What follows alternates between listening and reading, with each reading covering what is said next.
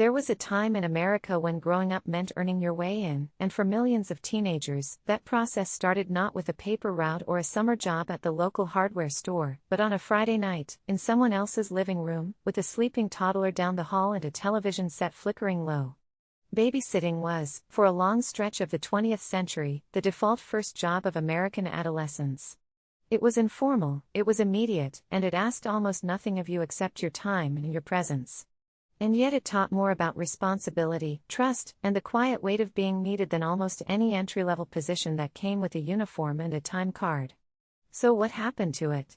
How did babysitting go from being a rite of passage that nearly every teenager passed through to something that barely registers in the conversation about youth employment at all? To answer that, we have to go back.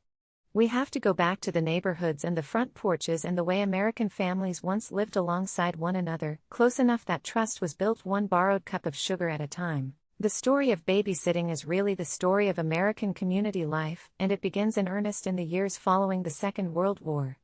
Before the war, childcare was largely a family matter. Grandmothers lived nearby. Aunts and older cousins were always around. The extended family network functioned as a kind of informal childcare system that didn't require anyone to knock on a neighbor's door and negotiate an hourly rate. But the post-war boom changed everything. Families moved. They moved out of cities and into the new suburbs that were sprouting up across the American landscape like wildflowers after rain. They moved for space, for lawns, for good schools, for the chance to own something. And in doing so, they moved away from the people who had always been there to help. The grandmother was suddenly 2 states away. The cousin was in a different subdivision entirely. The old network dissolved, and something new had to take its place. What took its place was the teenager next door. The same post-war prosperity that created the suburbs also created the modern American teenager as a distinct social category. Before the war, adolescence was a brief and largely uncelebrated interlude between childhood and adult responsibility. You finished school, you went to work, you got married. There wasn't much room in between for anything resembling a youth culture. But the post-war economy changed that calculation dramatically. Families had more money. They could afford to let their children stay in school longer, to give them an allowance, to let them have something resembling a leisure life. And out of that new social space, the American teenager was born, complete with bobby socks and saddle shoes and a particular restlessness that only youth can produce. These teenagers were, from the very beginning, perfectly positioned to fill the childcare gap that the suburbs had created. They were old enough to be trusted with small children. They were young enough to be affordable. They were close enough, just down the street or around the corner, that a parent could feel comfortable calling them on short notice. And perhaps most importantly, they were part of the same community. Parents knew these teenagers. They knew their families. They had watched them grow up. That familiarity was its own kind of credential, and in a world before background checks and online reviews, it was the only credential that mattered. The babysitter of the 1950s and early 60s occupied a very particular place in the social fabric of suburban America. She, and it was almost always she, was typically between the ages of 12 and 17. She charged somewhere between 25 cents and $1 an hour, depending on the neighborhood, the family, and the prevailing sense of what was fair. She arrived after supper, was shown where everything was kept, was told what time the children needed to go to bed, and was left with a phone number written on a slip of paper beside the kitchen telephone. Then the parents drove away, and for the next 3 or 4 hours, she was in charge. Fully, genuinely, uncomplicatedly in charge. And that responsibility was not taken lightly, not by the teenagers who took on the work, and not by the families who hired them. There was a seriousness to it that seems almost quaint from a distance of 60 or 70 years. Parents trusted their neighbors' daughters with the most important things in their lives. That trust was understood by everyone involved. It wasn't articulated, it didn't need to be. It was simply part of the unspoken code that governed how neighbors related to one another in those tightly knit communities. You looked out for each other's children. You always had.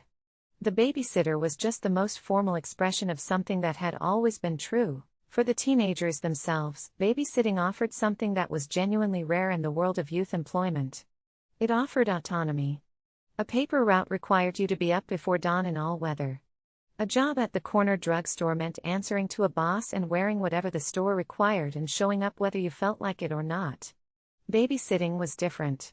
You set your own schedule, more or less. You chose the families you worked for. You were trusted to make decisions on your own. If the baby cried, you figured it out. If one of the older kids had a nightmare, you were the one who sat beside the bed and said the right things. Nobody was looking over your shoulder. Nobody was telling you how to do it. You were, for those few hours, simply the responsible adult in the room, even if you were 15 years old and had a history test on Monday. There's something worth pausing on here, because it speaks to a broader truth about how American society once understood the relationship between youth and responsibility. The assumption embedded in the babysitting economy was that teenagers were capable.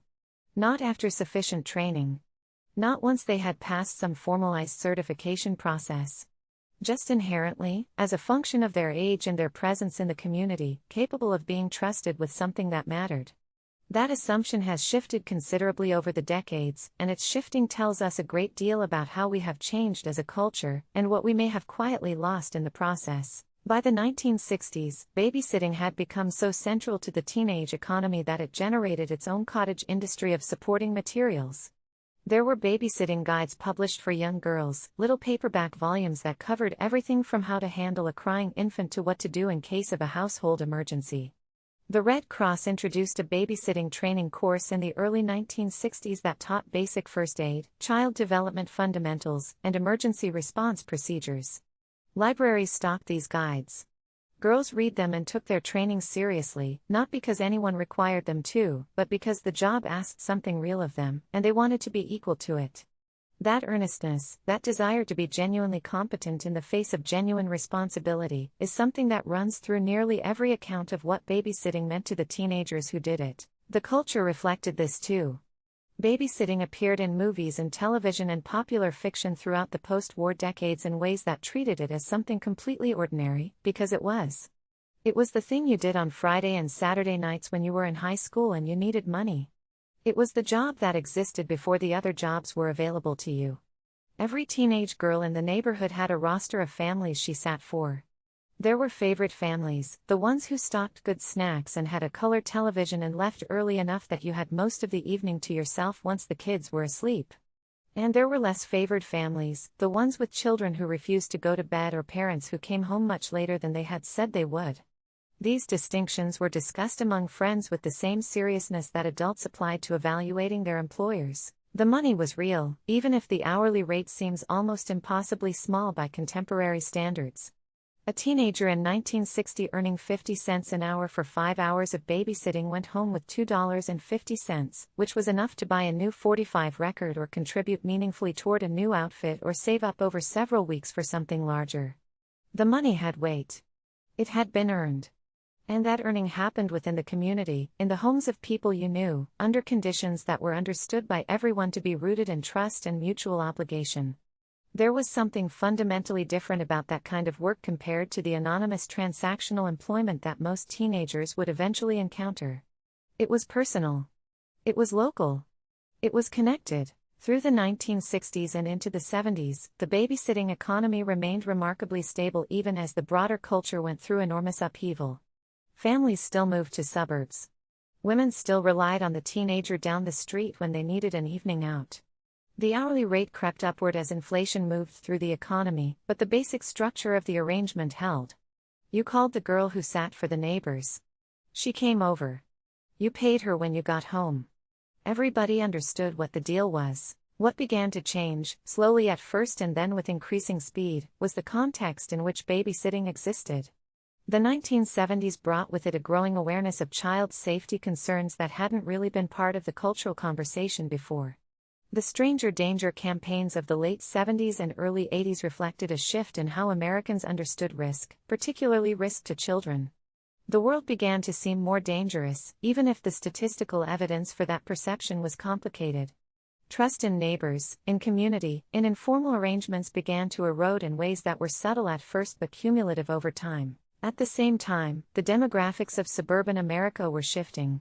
Communities that had once been dense and walkable, where teenagers genuinely did live next door and around the corner from the families that needed them, were giving way to more dispersed and atomized patterns of settlement.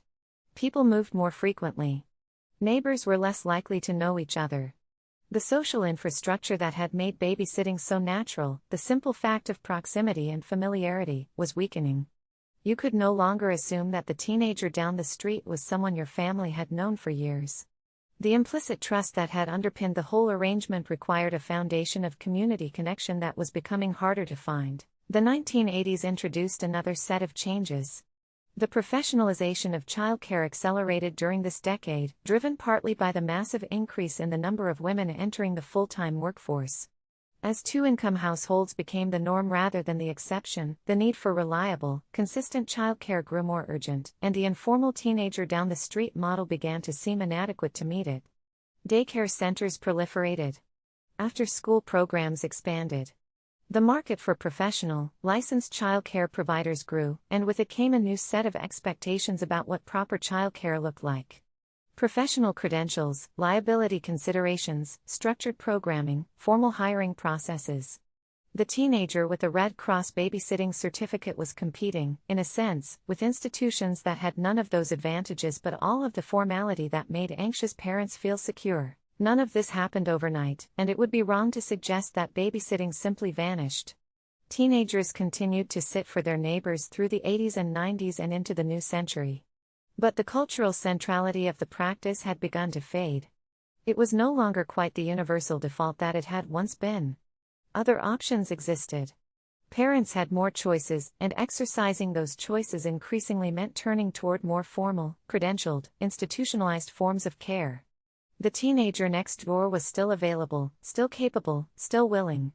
But she was no longer the obvious first call in the way she had once been. The rise of the internet and the smartphone in the early 21st century delivered what was perhaps the final significant transformation to the babysitting economy. On one hand, apps and platforms emerged that connected parents with babysitters in a more formalized way, complete with background checks, reviews, and standardized payment systems.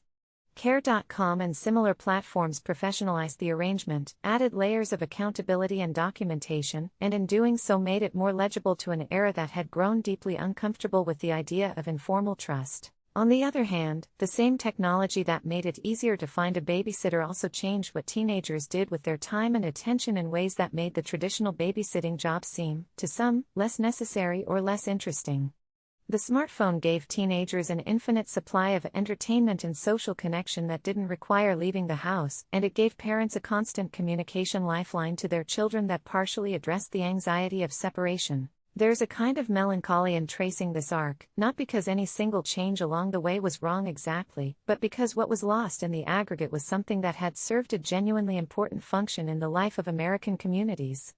Babysitting was never just about childcare. It was about trust. It was about the way neighbors made themselves useful to one another, the way teenagers were brought into the adult world of responsibility through work that was real and local and personal.